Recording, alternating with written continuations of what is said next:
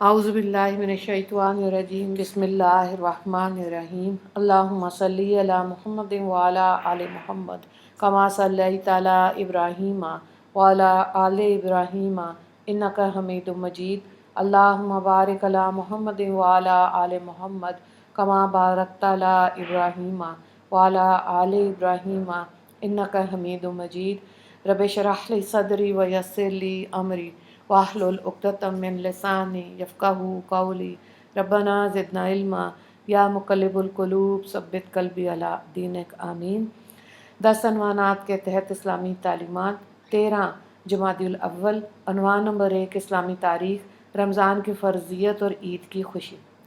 2 ہجری میں رمضان کے روزے فرض ہوئے۔ اسی سال صدقہ فطر اور زکوٰۃ کا بھی حکم نازل ہوا۔ رمضان کے روزے سے پہلے عاشوراء کا روزہ رکھا جاتا تھا، لیکن یہ اختیاری تھا۔ جب رسول اللہ صلی اللہ علیہ وآلہ وسلم مدینہ تشریف لائے تو دیکھا کہ اہل مدینہ سال میں 2 دن کھیل تماشوں کے ذریعے خوشیاں مناتے ہیں، تو آپ صلی اللہ علیہ وآلہ وسلم نے ان سے دریافت کیا کہ ان 2 دنوں کی کیا حقیقت ہے۔ صحابہ نے کہا، ہم زمانہ جاہلیت میں ان 2 دنوں میں کھیل تماشا کرتے تھے۔ چنانچہ رسول اللہ صلی اللہ علیہ وآلہ وسلم نے فرمایا، اللہ تعالیٰ نے ان 2 دنوں کو بہترین دنوں میں بدل دیا، وہ عید الاضحیٰ اور عید الفطر ہے۔ بالآخر شوال 2 ہجری کو پہلی مرتبہ عید منائی گئی۔ اللہ تعالیٰ نے عید کی خوشیاں مسرت مسلمانوں کے سر پر فتح اور عزت کا تاج رکھنے کے بعد عطا فرمائی۔ جب مسلمان اپنے گھروں سے نکل کے تکبیر و توحید اور تسبیح و تحمید کی آوازیں بلند کرتے ہوئے میدان میں جا کر نماز عید ادا کر رہے تھے تو دل اللہ کی دی ہوئی نعمتوں سے بھرے ہوئے تھے۔ اسی جذبہ شکر میں نماز میں ان کی پیشانیاں اللہ کے سامنے جھک گئی۔ عنوان نمبر 2 اللہ کی قدرت، کائنات کی سب سے بڑی مشینری۔ انسان اس کائنات کی سب سے بڑی مشینری ہے۔ اللہ تعالیٰ نے اس کو کس عجیب سانچے میں ڈھالا کہ ایک نطفے سے تدریجی طور پر جمع ہوا خون بنایا، جمے ہوئے خون سے گوشت کا لوتھڑا بنایا، پھر ہڈیاں بنائیں، پھر ایک ڈھانچہ تیار کیا، پھر اس میں سارے اعضاء ناک، کان، آنکھیں، دل، دماغ، ہاتھ، پیر بہترین ترتیب سے فٹ کیے۔ یہ سارا نظام قدرت ایک چھوٹی سی اندھیری کوٹری میں چل رہا ہے۔ جس ماں کے پیٹ میں یہ بچہ تیار ہو رہا ہے، اس ماں کو بھی پتہ نہیں، نہ اس کے باپ کو پتہ کہ کیا ہو رہا ہے۔ اس نظام قدرت کو دیکھ کے بے ساختہ زبان پر آ جاتا ہے، بابرکت ہے وہ ذات جو بہترین تخلیق کرنے والی ہے۔ عنوان نمبر 3 ہے فرض کے بارے میں حضرت محمد صلی اللہ علیہ وآلہ وسلم کو آخری نبی ماننا۔ قرآن میں اللہ تعالیٰ فرماتا ہے، حضرت محمد صلی اللہ علیہ وآلہ وسلم اللہ کے رسول اور خاتم النبیین ہیں۔ سورہ احزاب آیت نمبر 40۔ مفہوم یہ ہے کہ رسول اللہ صلی اللہ علیہ وآلہ وسلم اللہ کے آخری نبی اور رسول ہیں، لہٰذا آپ صلی اللہ علیہ وآلہ وسلم کو آخری نبی اور رسول ماننا اور اب قیامت تک کسی دوسرے نبی کے نہ آنے کا یقین رکھنا فرض ہے۔ عنوان نمبر 4 ایک سنت کے بارے میں عصمت سرما لگانا۔ حضرت ابن عباس رضی اللہ تعالیٰ عنہ فرماتے ہیں کہ رسول اللہ صلی اللہ علیہ وآلہ وسلم ہر رات سونے سے پہلے 3 مرتبہ عصمت سرما لگایا کرتے تھے۔ مستدرک حاکم کی روایت ہے۔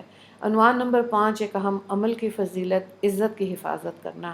رسول اللہ صلی اللہ علیہ وآلہ وسلم نے فرمایا، جس نے پیٹھ پیچھے اپنے بھائی کی عزت کی حفاظت کی، اللہ تعالیٰ اپنی ذمہ داری سے اس کو جہنم کی آگ سے آزاد کرے گا۔ طبرانی کی روایت ہے۔ حضرت اسماء بنت یزید رضی اللہ تعالیٰ عنہ اس کی راویہ ہیں۔ عنوان نمبر 6 گناہ کے بارے میں مومن کو ناحق قتل کرنے کی سزا۔ رسول اللہ صلی اللہ علیہ وآلہ وسلم نے فرمایا، ہر گناہ کے بارے میں اللہ سے امید ہے کہ وہ معاف کر دے گا، سوائے اس آدمی کے جو اللہ تعالیٰ کے ساتھ کسی کو شریک کرنے کی حالت میں مرا ہو یا اس نے کسی مومن کو جان بوجھ کر قتل کیا ہو۔ ابو داؤد کی روایت ہے۔ حضرت ابو درداء رضی اللہ تعالیٰ عنہ اس کے راوی ہیں۔ عنوان نمبر 7 دنیا کے بارے میں، دنیا مومنوں کے لیے قید خانہ ہے۔ رسول اللہ صلی اللہ علیہ وآلہ وسلم نے فرمایا، دنیا مومن کے لیے قید خانہ اور خشک سالی ہے۔ جب وہ دنیا سے جاتا ہے تو قید خانے اور خشک سالی سے نکل جاتا ہے۔ مسند احمد کی روایت ہے۔ حضرت عبداللہ بن عمر رضی اللہ تعالیٰ عنہ اس کے راوی ہیں۔ عنوان نمبر 8 آخرت کے بارے میں برے لوگوں کا انجام۔ قرآن میں اللہ تعالیٰ فرماتا ہے، جو شخص جھٹلانے والے گمراہوں میں سے ہوگا تو کھولتے ہوئے گرم پانی سے اس کی مہمان نوازی ہوگی اور اسے جہنم میں داخل کیا جائے گا۔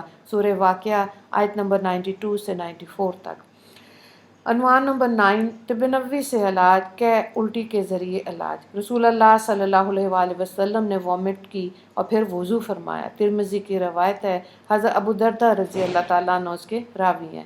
مفہوم یہ ہے کہ علامہ ابن قیم لکھتے ہیں کہ ایسے معدے کی صفائی ہوتی ہے اور اس میں طاقت آتی ہے، آنکھوں کی روشنی تیز ہوتی ہے، سر کا بھاری پن ختم ہو جاتا ہے، اس کے علاوہ اور بھی بہت سے فوائد ہیں۔